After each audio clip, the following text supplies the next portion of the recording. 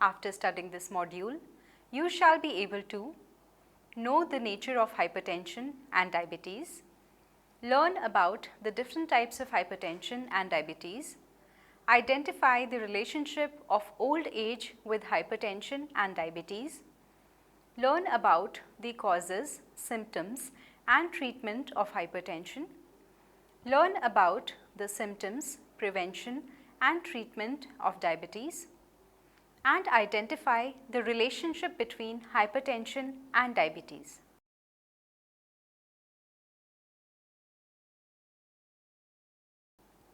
Aging is often associated with biological, psychological, and social disintegration. With advancement in age, the changes of being affected by hypertension and diabetes increase manifold. Both hypertension and diabetes are detrimental to health since they both pose serious risk of developing kidney disorders, cerebrovascular diseases, coronary artery or heart diseases, and even heart failure. Both hypertension and diabetes are on a rise because of modifications in the lifestyle of the people. According to the report of World Health Organization, 1.56 billion adult population worldwide will be affected by hypertension by 2025. Also, diabetes will affect 5.4% of adults all over the world by 2025. If left untreated, both these diseases gradually develop in adulthood and may become a serious cause of morbidity and mortality in the aged population. Not only this, both the diseases cause immense financial burden on the families and the national government of the country. This module discusses the nature of hypertension and diabetes, their causes, symptoms, and treatment. Also the reasons why chances of becoming hypertensive and diabetic increase with age are discussed. This understanding greatly helps in increasing the awareness about these lifestyle disorders and consequently managing them in an efficient manner. Hypertension. Hypertension, also known as high blood pressure, is a condition characterized by the arteries having consistently elevated pressure at which the blood flows through them.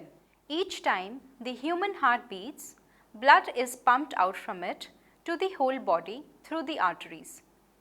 The normal level of blood pressure is considered around 120/80, where 120 represents the systolic measurement, that is, peak pressure in the arteries, and 80 represents the diastolic measurement, that is, minimum pressure in the arteries.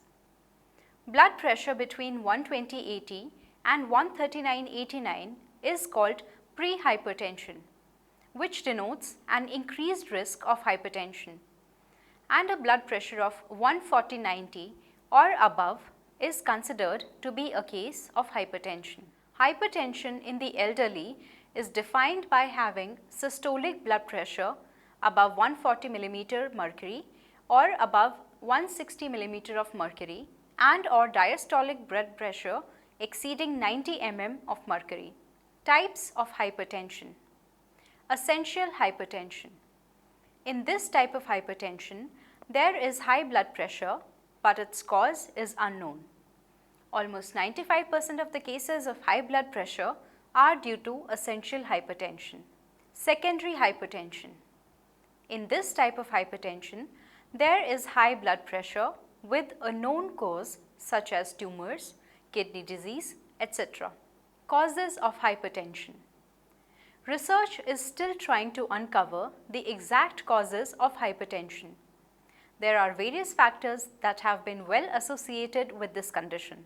For instance, it is well established that with the advancement in age, people tend to become more prone to suffering from hypertension. Apart from aging, some other factors related to hypertension are adrenal and thyroid problems or tumors, diabetes, persistent kidney disease, vitamin D deficiency, sedentary lifestyle, smoking, stress, obesity, high levels of salt or sodium hydrochloride intake, alcoholism, insufficient calcium, potassium and magnesium consumption, genetics and a family history of hypertension. Symptoms of hypertension. Symptoms of hypertension differ across individuals. There are also instances where a person with hypertension may be unaware of his or her condition.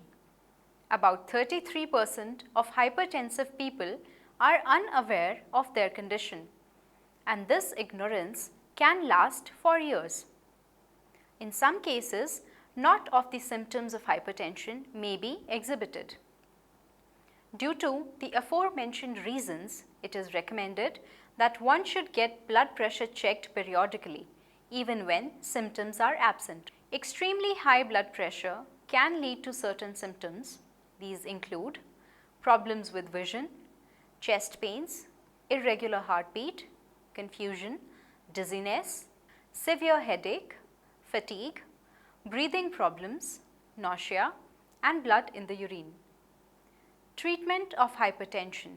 Hypertension among the elderly is on a steady rise because of changes in lifestyle like unhealthy eating habits, sedentary lifestyle, lack of exercise, smoking, etc. Thus, treatment of hypertension requires a lifestyle intervention apart from medication. Lifestyle modification is a preferable beginning in the treatment of hypertensive patients irrespective of the age. Obesity is a very common and increasingly prevalent problem in older persons, and physical inactivity is an important contributing factor. Physical exercise is inevitably important for managing hypertension. Intake of a high quality diet is an important consideration in the aging patients, as they often consume nutritionally inadequate diet. A high quality diet with more fiber and less fat is required to prevent obesity and subsequently hypertension. Quitting smoking helps in reducing the risk of hypertension.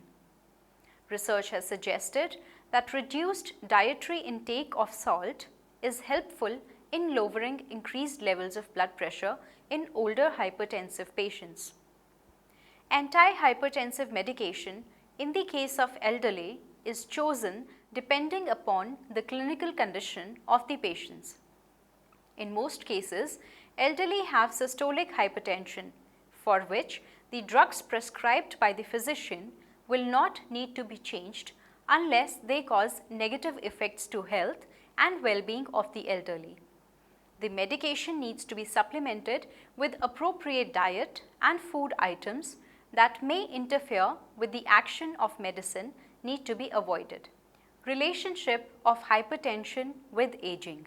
Aging has been associated with an increase in blood pressure, especially in the industrialized societies. The reasons for this include structural changes in the arteries. They are the vessels in the body that transport blood to the different organs of the body, and especially stiffness of the arteries. This also makes the elderly prone to cardiovascular diseases. However, studies over a period of time have identified the pattern of increase in blood pressure with age. It has been found that systolic blood pressure increases with age. The diastolic blood pressure reaches a peak at around 50 years of age and begins to plateau thereafter, showing a slow decline. This leads to a rise in the pulse pressure with age. Systolic hypertension is more commonly found in people over the age of 50. It was reported in the third National Health and Nutrition Examination Survey in the US that almost 80% of those aged 50 years had systolic hypertension, at least on one occasion. Diabetes. Diabetes mellitus, commonly known as diabetes, is a cluster of metabolic diseases characterized by high blood sugar or blood glucose level in the bloodstream of the affected person. Types of diabetes. Diabetes can be classified broadly into three types: type 1 diabetes, type 2 diabetes, and gestational diabetes. Type 1 diabetes. This is a condition of high blood glucose level because the body does not produce insulin. Therefore, this type of diabetes is also referred to as insulin-dependent diabetes, since affected people need the insulin from external sources. People usually develop type 1 diabetes early in their lives, that is before turning 40 years, or even as early as adulthood or teenage years. Of all the diabetic cases, type 1 diabetes constitutes approximately 10%. The treatment involves taking insulin injections all through life, taking special diet, and periodic monitoring of blood sugar levels through appropriate blood tests. Type 2 diabetes. This is a condition which is prevalent in 90% of all cases of diabetes all over the world. In this type of diabetes, the insulin is produced by the body, that is pancreas, but either the insulin produced is insufficient or the body cannot utilize the insulin produced, that is insulin resistance. Therefore, type 2 diabetes is also known as non-insulin dependent diabetes. This type of diabetes is highly prevalent in the aging population. The predisposing conditions for this type of diabetes are high blood pressure or hypertension, age over 45 years, obesity, presence of gestational diabetes, family members having type 2 diabetes, lack of exercise, high triglycerides or low HDL cholesterol. Type 2 diabetes has become a lifestyle disorder in the present times. Physical inactivity, eating the wrong kind of foods, which are high in calories and trans fats, are some of the leading factors that cause type 2 diabetes. Type 2 patients are required to lead a healthy lifestyle like be physically active, test their blood glucose periodically, and avoid diabetes-causing foods. They may also need to take oral medication and/or insulin to control blood glucose levels. Gestational diabetes. Gestational diabetes is typical to female population, and that too during pregnancy. Some women have high levels of glucose in their blood, but their bodies are unable to produce sufficient insulin to transport that glucose to their body cells. This results in progressively high glucose level in the bloodstream, causing gestational diabetes. The diagnosis of gestational diabetes can be made during pregnancy.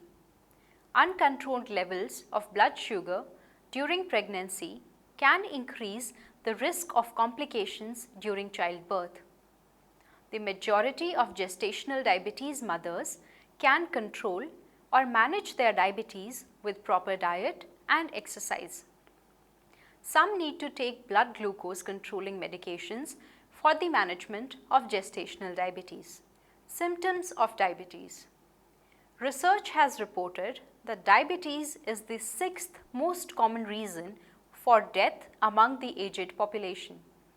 The typical symptoms of diabetes in the elderly include blurring of vision, coronary artery disease, confusion, dizziness or falls, failure to thrive, hyperosmolar coma, and neuropathy. Greg et al. In 2002 reported that diabetes in the elderly may cause other complications or symptoms such as cognitive disorders, including memory losses, falls and fractures, physical disability, and other geriatric syndromes. Research has even suggested that there is a consistency in the positive relationship between diabetes and cognitive or memory related disorders. Diabetes has also found to be associated with greater risks of disabilities and adversely affects the mobility of the elderly to carry out their daily tasks. There is a need for more research, especially randomized clinical trials, to assess the adverse impact of diabetes on functional outcomes such as cognitive and physical functions of the body. Prevention of diabetes. Diabetes has become a lifestyle disorder. It needs to be managed because of the severity with which it can affect other organs and functions of the body. There are various methods of prevention of diabetes. Most important are physical activity or exercise and nutrition therapy. Research has shown that long-term regular exercise improves insulin sensitivity in the aging population. The following table summarizes the steps for prevention of diabetes in the older population. Regular physical exercise, best to start when young. Adopting healthy lifestyle measures, awareness and education. Diets low in saturated fats. Maintaining ideal body weight. Screening, cessation of smoking, treatment of dyslipidemia, treatment of blood pressure and drugs. Research is still in progress of understanding the duration and intensity of physical exercise needed by the elderly to manage their insulin sensitivity levels. Nevertheless, the lifestyle interventions have the greatest positive effect on prevention of diabetes. Treatment of diabetes. The treatment decisions of diabetes are influenced by a number of factors.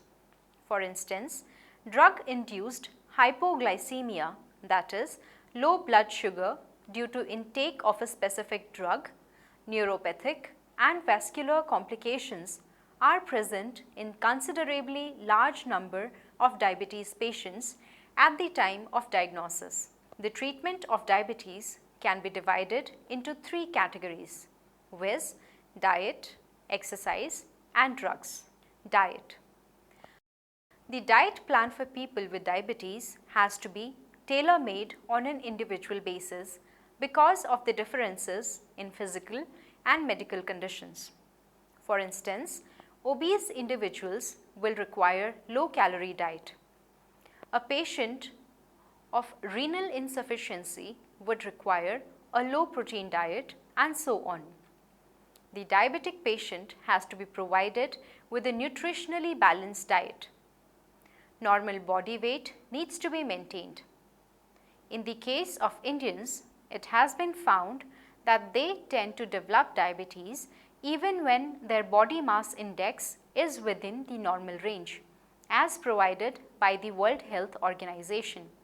On the other hand, Europeans and North Americans have a propensity of developing diabetes if their BMI is in the obese or overweight range. Exercise. It is a cost-effective and non-pharmacological intervention which improves insulin sensitivity and stimulates glucose uptake by the body tissues. Training in regular exercise should be advocated and provided to all diabetic patients, as it has been shown that exercise improves insulin action and also reduces the chances of cardiovascular complications. Drugs. In many cases, diabetes cannot be fully managed with the help of exercise and appropriate diet. Drugs need to be judiciously used since they may be the most important intervention for curing diabetes in older patients. However, if used inappropriately, they may even endanger the life of the patient by causing serious adverse drug reactions. Metformin is a widely used drug for the treatment of type 2 diabetes. The principle behind use of drug therapy in older patients should be start low, go slow. The drug should be initially given in low doses and then slowly increased until either the side effects reach an unacceptable level or the desired treatment effect is reached. It has been found that a low dose of aspirin every day is beneficial in treating diabetes if no other significant problem or complication exists in the case of the elderly. Because of the progressive declining in the pancreatic beta cell function, which produce diabetes insulin, therapy is almost always a necessary treatment to achieve optimal blood sugar levels. Relationship of diabetes with aging. With advancing age, the abdomen fat increases and skeletal muscle mass decreases, but the total body weight may remain unchanged, or there may be a little change in the total weight. This results in a considerable decrease in the muscular strength of the elderly, which adversely affects their ability to carry out the tasks required for daily living. Insulin, which is secreted by pancreas, facilitates glucose intake by the muscles. A reduction in muscle mass implies inability of the muscles to utilize glucose and dispose it. Reduced physical activity and metabolically active muscle mass of the elderly predisposes them to obesity and increased BMI. The increased body weight, particularly the accumulation of abdominal fat, which commonly occurs with age, in turn predisposes the elderly to insulin resistance. It is well understood that age and weight gain are risk factors for diabetes, but not all elder people become diabetic. The reason for this is that genetic or hereditary factors are likely involved. It is well established that people who are genetically predisposed to becoming diabetic gradually develop it when they become older, become less active physically, and gain body fat. This process turns into a vicious cycle. Increased body fat in turn triggers diabetes or insulin resistance. There are certain environmental factors that contribute to diabetes, but they are currently not well understood. Several hormonal changes occur as the body ages. Leptin levels are positively related to insulin resistance in the elderly, and amylin secretion is associated with delayed return of glucose levels to baseline. However, the role of amylin in type 2 diabetes remains controversial. With progressing age, the secretion of hormones like the growth hormone, androgens, testosterones, especially in men, and dehydroepiandrosterone decrease. This also contributes to diabetes, since the fall in these hormones may cause loss of lean tissue, accumulation of fat, and reduced physical performance. From the researches done to unravel the relationship between diabetes and aging, it is likely to be concluded that insulin resistance and diabetes in the aged population can be explained more due to changes in the body composition rather than aging per se. The relationship between hypertension and diabetes. Diabetes mellitus and hypertension are two of the most commonly found diseases in an industrialized society. Moreover, the frequency of both these diseases increases with age. Diabetes mellitus has been found to be associated with considerably increased cardiovascular ailments, and the occurrence of hypertension in the diabetic patient significantly increases morbidity and mortality. It is understood that having diabetes increases the chances of developing hypertension and other cardiovascular problems, because diabetes adversely affects the arteries, predisposing them to atherosclerosis, that is, the narrowing of the arteries. The blood in the narrowed arteries flows with a greater pressure in order to reach the organs of the body. Atherosclerosis can lead to the blood flowing at a greater pressure through them, a condition of hypertension, which, if left untreated, can damage the blood vessels, cause stroke, failure of heart attack, or kidney failure. It has been estimated that 35 to 75% of diabetic complications can be attributed to hypertension. In contrast, the absence of hypertension is the usual finding in long-term survivors of diabetes. Thus, the coexistence of these two diseases likely contributes substantially to overall mortality in industrialized societies.